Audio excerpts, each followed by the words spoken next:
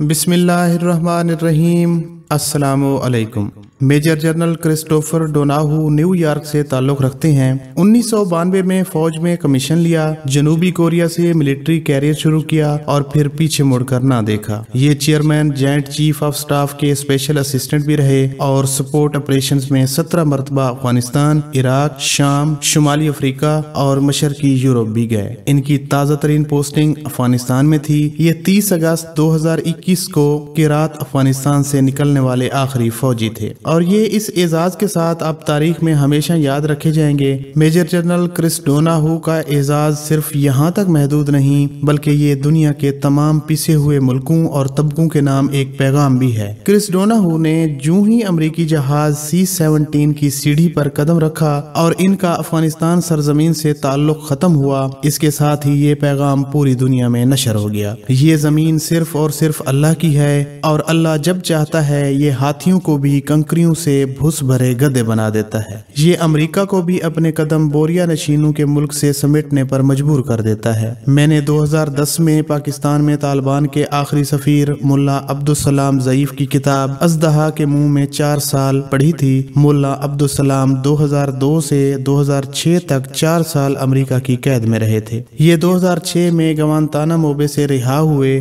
काबुल आए और गुमनामी में जिंदगी गुजारने लगे। उन्होंने 2007 में पश्तो जबान में अपने 4 साल की रोदाद लिखी थी। इस किताब को नौशहरा में ह्यूमन राइट्स पब्लिकेशंस ने उर्दू में तर्जमा करके शाये किया। जनरल परवेज मुशर्रफ का दौर खत्म हो चुका था, पीपल्स पार्टी की हुकूमत थी, लिहाजा ये किताब शाये हुई और उसने दर्द दिल रखने वालों को हिला कर रख दिया। मैंने तालिबान की वापसी के बाद ये किताब दोबारा पढ़ी और देर तक अफसुर्दा बैठा रहा। मुल्ला अब्दुल-सलाम ज़ईफ ने लिखा, मैं अफगानिस्तान अम्बेसी के मेहमान खाने में आया। वहाँ 3 अफराद बैठे थे। इनमें से एक पठान था जिसने गुलजार के नाम से अपना तारुफ करवाया, जबकि दीगर दोनों उर्दू बोलने वाले थे। इनमें से एक इंतहाई बदसूरत काले कलोटे और भद्दे होंठों वाले तंजिया अंदाज में कहा, आप जानते हैं अमेरिका इस वक्त सुपर पावर है, पाकिस्तान जैसा कमजोर मुल्क इसका मुकाबला नहीं कर सकता। इस सुपर पावर को आपकी जरूरत है और हम आपको गिरफ्तार करके अमेरिका के हवाले करने आए हैं ताकि अमेरिकी खुश हो सकें और पाकिस्तान को कोई गजंद ना पहुँचे। अब्दुल-सलाम ज़ईफ के मुताबिक मैंने जवाब दिया, अमेरिका एक सुपर पावर है लेकिन इसके बावजूद दुनिया के मामला चलाने के लिए कुछ कवानीन और असूल हैं। आप मुझसे किन इस्लामी, गैर इस्लामी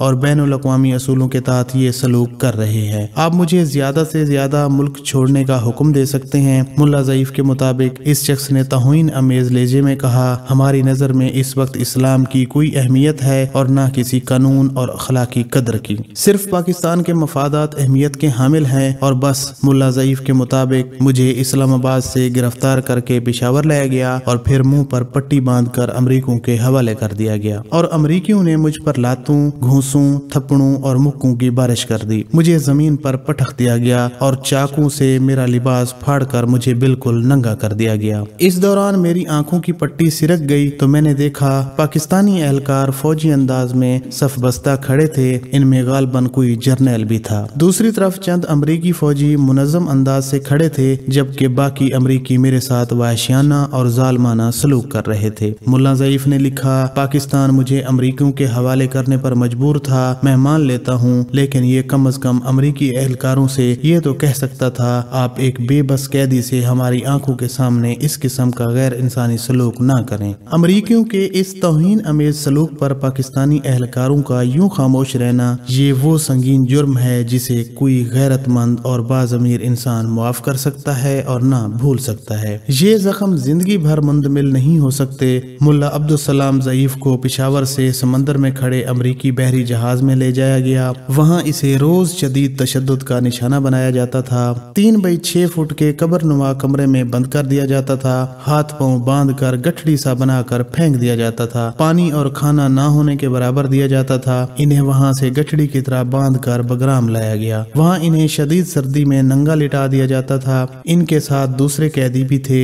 और ये सब रो रो कर अल्लाह से मौत की दुआ करते थे, क्योंकि बगराम की जिंदगी से मौत 1000 गुना बेहतर थी। मुल्ला ज़ईफ को फिर बगराम से कंधार शिफ्ट कर दिया गया। ये इनकी जिंदगी का मुश्किल तरीन दौर था। ये 5 माह कंधार में रहे, जिस दौरान इन्हें हाथ मुंह ना धोने दिया गया। पीने के लिए चंद कतरे पानी दिया जाता था और ये अगर इससे हाथ गीला करके मुंह पर फेरते थे तो इन्हें बदतरीन सजा दी जाती थी। खाने से बू आती थी। कैदियों को सूर का गोश्त खिलाया जाता था। रफा हाजत के लिए 20 अफराद को 2 बाल्टी पानी दिया जाता था और वाशरूम से पहरेदारों की निगरानी में फारिग होना पड़ता था। कैद खाने में और भी कैदी थे। तमाम को रोजाना तशद्दुद का निशाना बनाया जाता था। कंधार में एक अमरीकी फौजी ने सबके सामने कुरान मजीद की बेहुरमती की और इसे उठाकर ड्रम में फेंक दिया। इस रात जेल के तमाम कैदी ज़ारो कतार रोते रहे। मुल्ला अब्दुल सलाम ज़ईफ को आखिर में कंधार से गवांतानामो बे शिफ्ट कर दिया गया। ये जहाज में 12 घंटे बंधे रहे। बाजू और हाथ सूज गए, जिनकी वजह से इनके हाथ 3 माह बेहिस रहे। गवांतानामो बे की जेल कंधार और बगराम से भी खौफनाक थी। इनके सामने बेशुमार कैदी बीमार होकर फौत हो गए, बेशुमार पागल हो गए और बेशुमार तशद्दुद के दौरान हलाक हो गए। गवांतानामो बे का अहवाल खून आशाम था और ये पढ़कर यकीन नहीं आता क्या इंसान भी इंसानों के साथ ये सलूक कर सकते हैं। बहरहाल 4 साल की मुसलसल अजियत और जुल्म के बाद अब्दुल सलाम ज़ईफ को अफगान हुकूमत के हवाले कर दिया गया और ये काबुल के मज़ाफ़ात में अपने खानदान के साथ गुमनामी की जिंदगी गुजारने लगे। लेकिन अमरीकी तशद्दुद और जनरल परवेज मुशर्रफ के साथियों की ज्यादतियां अभी तक इनके जहन में ताज़ा है। ये दोबारा नॉर्मल नहीं हो सके। ये सिर्फ मुल्ला अब्दुल सलाम ज़ईफ की दास्तान नहीं, ऐसे लाखों लोग थे और ये लाखों लोग अमेरिका के साथ अहमद शाह मसूद के रक्से बिस्मिल का शिकार भी हुए और रशीद दोस्तम के कंटेनरों में भी दम घुटने से मर गए। मैं तालिबान के तर्ज हुकूमत के भी खिलाफ था। तालिबान ने अपने दौर में मुआशरे को गैर जरूरी बंचों का शिकार बना दिया था। खवातीन को घरों तक महदूद कर देना, लड़कियों की तालीम पर पाबंदी लगा देना, दाढ़ी और भुरके को कानून बना देना और पूरी दुनिया के साथ आडा लगा लेना, ये हमाकत थी।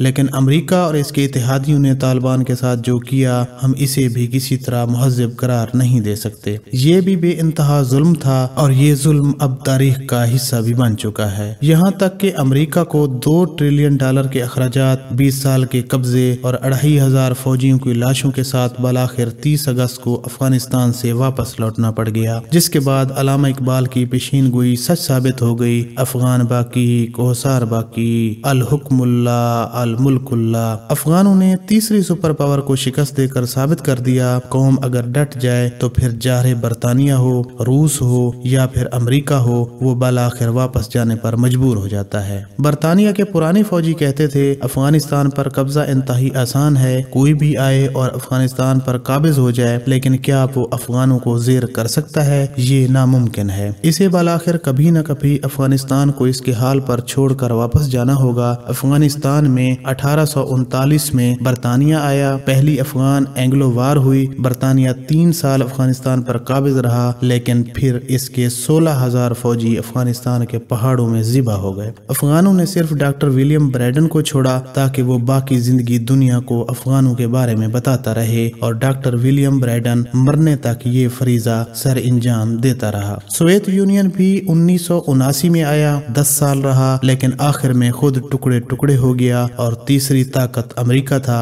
ये 20 साल अफगानिस्तान में रहा, लेकिन आखिर में क्या नतीजा निकला? मेजर जनरल क्रिस डोनाहू ने काबुल एयरपोर्ट को हाथ हिलाकर गुड बाय कहा और अमेरिका भी अफगानिस्तान से वापस लौट गया। जिसके बाद तालिबान आए, काबुल एयरपोर्ट पर खड़े होकर अजान दी, सफ बसफ खड़े होकर बाजमात नमाज अदा की और दुनिया को ये बता दिया ये जमीन सिर्फ और सिर्फ अल्लाह की है और अल्लाह अगर ना चाहे तो दुनिया की वह सुपर पावर भी 20 साल में तालिबान जैसे बेआसरा लोगों को दबा नहीं सकती। अमेरिका भी पहाड़ों के गारों में रहने और रात के बासी टुकड़े कहवे में भिगोकर खाने वाले तालिब इल्मों का मुकाबला नहीं कर सकता। तालिबान और अफगानों ने साबित कर दिया अगर आसमान वाला आपके साथ है तो फिर जमीन की कौन कौन सी ताकतें आपके खिलाफ हैं, इससे कोई फर्क नहीं पड़ता। और अगर ऊपर वाला आपके साथ नहीं है तो फिर आप रूस हों या अमेरिका, आप तालिबान जैसे बेसरो समान लोगों से भी हार जाते हैं। बेशक अल्लाह ही अकबर है और यही रहेगा।